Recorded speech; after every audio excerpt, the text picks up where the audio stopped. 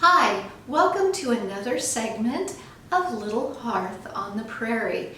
It's part of the ongoing Lessons with Laura series based on the Little House books written by Laura Ingalls Wilder, as well as the television series Little House on the Prairie. If you're new here, my name's Laura Ingalls Gunn.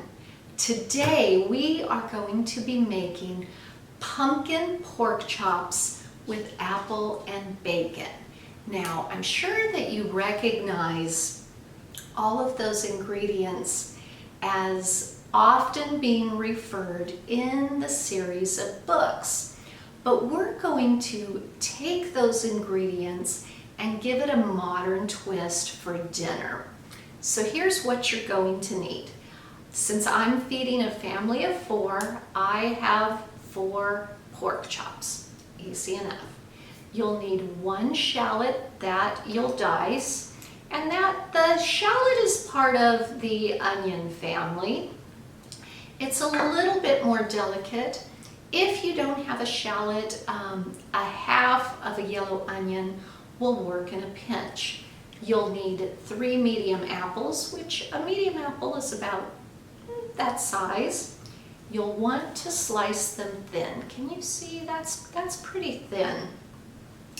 And 2 stalks of celery that you'll also dice up, and 2 sprigs of sage. Now, by sprigs, I mean with the stalks and then the leaves are jutting out from that stalk. So you're going to end up with probably 15, 18 leaves of fresh sage.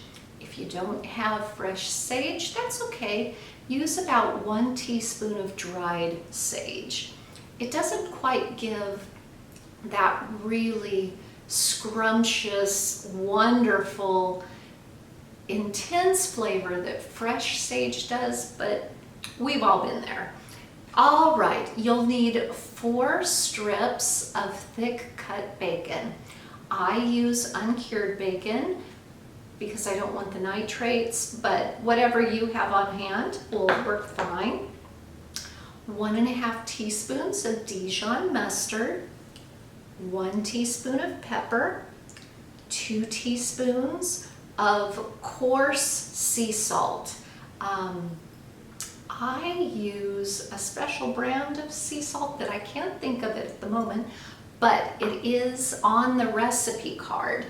And the recipe card is over on my website, www.decortoadore.net. It also has the list of ingredients and whatnot, so if you want to save that, that's there for you.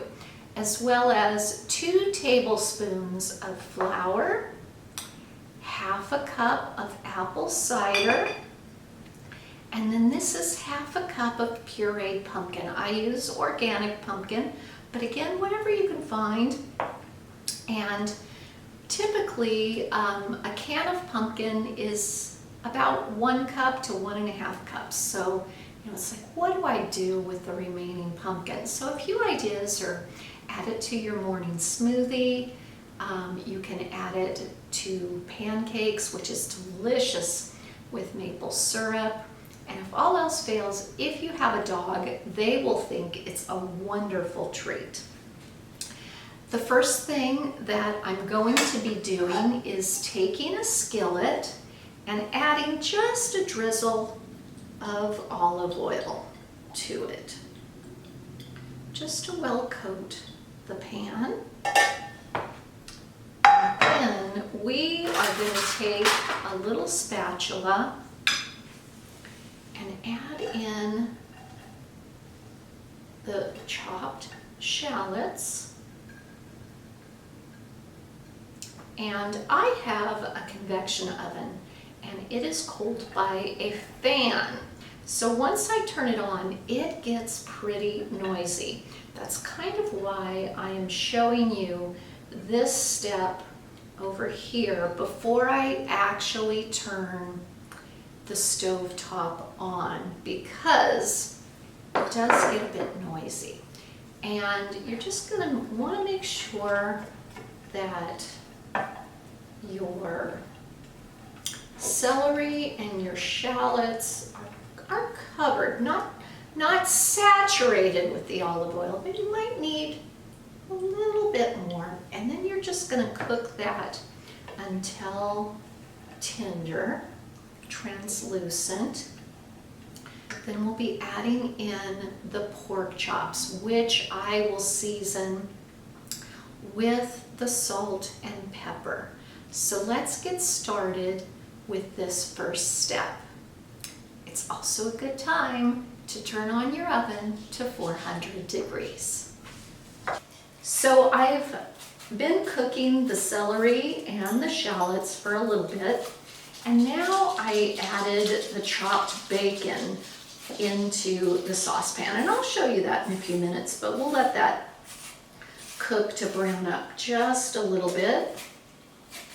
And in the meantime, I'm gonna finish peeling and chopping up this apple. You know, in the fall, that originally was when the apple harvest was. Now we can get apples year round, but you know, all the fall dishes would have apples in it, and apples paired with pork chops is absolutely delicious. So I just use your standard peeler, and then I have this tool that I just use a little bit of arm muscle, and that helps to break up the apple slices. It also then cores the apple. Just toss that over into the side. But if you do not have those tools, I can certainly remember my grandmother. She would peel and chop up her apple just with a single paring knife. So you don't have to have these special tools. And a little secret is, if your apples start to brown, you can get a little bowl and cover the apples with the apple cider, and that will keep them from browning. Now, I'm also, just real quick, gonna chop up this sage, kind of thick. You know, it doesn't have to be diced. A nice chop. Oh my goodness, I wish there was smell-o-vision. Fresh sage is so wonderful. So we'll have that done just like that. This gets sprinkled on right before it goes into the 400 degree oven. And then for our pork chops, for right now, I'm just going to use the pan. You know, the less dishes that I can do in an evening, that's what I want. So I'm just using this pan to hold my pork chops. We can transfer them over to the cutting board when we go to add in our sauce that we're currently cooking over on the stove. Okay, so we have our pepper and our nice, it's Malden salt. Of course, as soon as I quit filming, I remembered, oh, it's Malden salt, and I just find it at my regular grocery store. And then our flour we're going to use for thickening our sauce. I like to have the sink filled up with water, because then I just start tossing my dishes in there. So we're going to turn off the camera and head over to the stove now. This is just about done, and it smells wonderful. The shallots are translucent and have begun to caramelize. The celery is tender and the bacon is about cooked through. So I will carefully transfer it into the baking dish, but I'm going to save Look at all these drippings. We're going to keep that because we're going to add, once the pan is empty, we're going to add in our pork chops. And we are going to sear them just until they're slightly golden brown on both sides. Searing is going to help keep in those wonderful juices. And also I have potatoes cooking. I'll mash those up.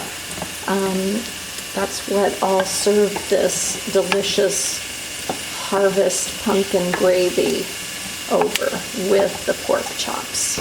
We have removed the shallots and bacon and just put in the pork chops. So they'll sear for 2 minutes. I'll flip them and then they'll get seared on the other side for about another 2 minutes. The pork chops are beautifully seared on both sides. If I can, there we go.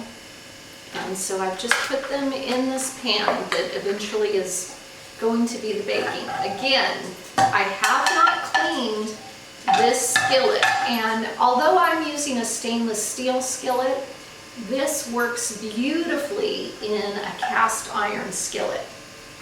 So for our next step, we're going to add in the pumpkin puree.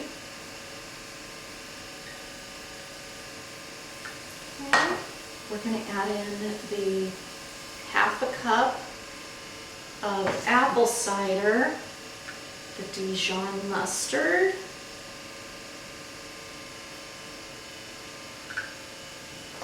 and then the apples and the sage. And we're just going to cook that for, oh gosh, 5 minutes until the apples are tender and the sage is definitely wilted. And when it gets to that point, we will then add the flour to thicken it. So let's take it back over to the stove. I think that these apples may be a bit less juicy from when I first cooked this recipe. So I'm going to add about half a cup more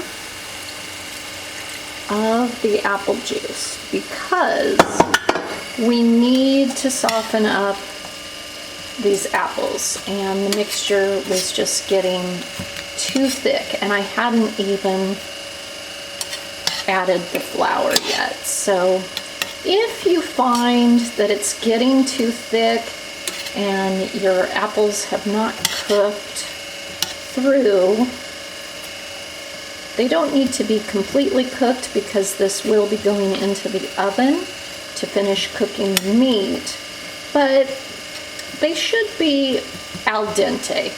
I know that's a term most used with pasta, or 75% cooked. Yeah, that's a little bit better. So I'm just gonna let that simmer a little bit more. We'll see if I even need to add the flour to this batch. This is just about done now. The apples are quite tender, as you can kind of see.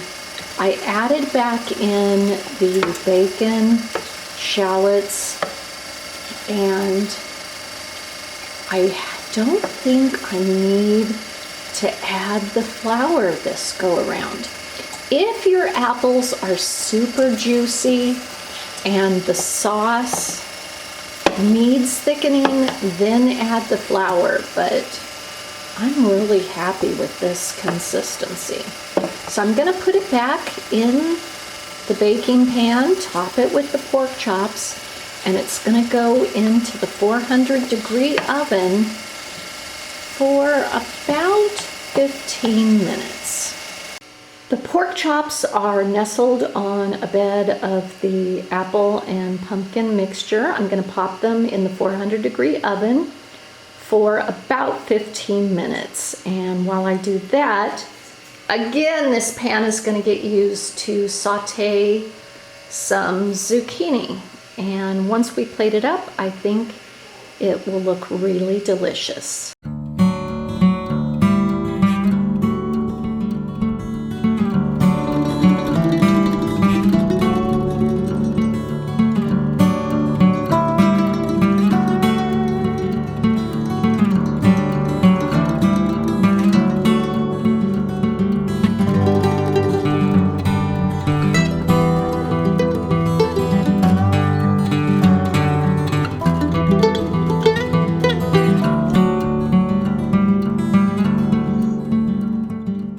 Altogether, this recipe took about 1 hour to prepare and cook.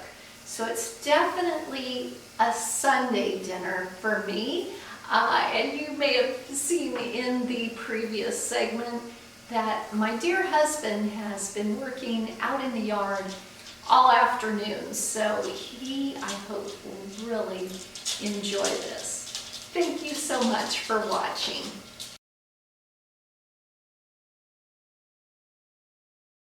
Tell Sissy how much you love your pumpkin. You love it. Yeah, you love it.